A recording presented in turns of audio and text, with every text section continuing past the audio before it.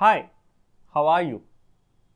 One of my favorite quotes is, "Politics is far too important a subject to be left only for the politicians." As Rahul Gandhi said, politics is everywhere. It's in your shirt, it's in your pants. Politics is everywhere. It's in your shirt, it's in your pants, it's everywhere. We often blame our politicians to be stupid, hate-mongering, diabolical, corrupt, illiterate, casteist, all sorts of things. And most of it does seem fair. But I'm going to go on a limb here and say, as far as our prime ministers are concerned, we have had above average leaders, for sure. Take a look at our leaders from the past 25 odd years itself, a period you can term as the peak of coalition politics. We've had the great PV Narasimha Rao, who despite running a minority government, brought about monumental changes to the country. Atal Bihari Vajpayee, the Bhishma Pitama of Indian politics, who paved the way for infrastructural growth and education. H.D. Devegowda, he wasn't that great to be honest. But even he, yes, I am grasping for thin air here, in an uncertain time, he kept the baton flying high with his willing negotiations with almost everyone. There's that and the fact that he gave his maiden Independence Day speech in Hindi by reading it out from a Kannada script. He's the anomaly to my hypothesis. We had I.K. Gujral of the Gujral Doctrine fame. Dr. Manmohan Singh, scholar extraordinaire, who at the age of 80 still worked tirelessly day in and day out like he did for the entirety of his career. Just see his resume and tell me if it's not humbling enough.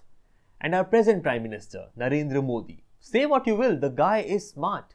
He started by selling off tea. I know he makes it a point to remind us often, but he did.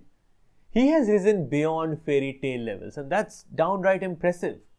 My point essentially is that we have had smart leaders, people who can hold their own in almost any given battle. And yet, we are where we are. Why? I think it's because of us.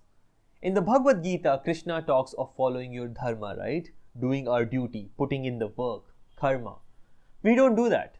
There's a reason why government jobs are so popular in this country, or that dignity of labor is basically a good essay topic. We indeed made a caste system out of it, one that we vehemently defend to this day. And what baffles me is that individually we are incredibly smart, but when together, yeah.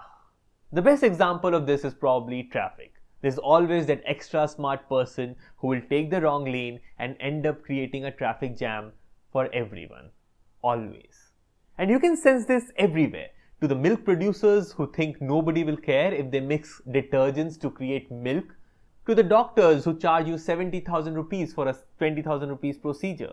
We simply don't take pride in our work. What's funny is everyone assumes their own doings to be a-okay, just minuscule, blaming it all on the larger problem without realizing their own contribution to it. We make it a larger problem.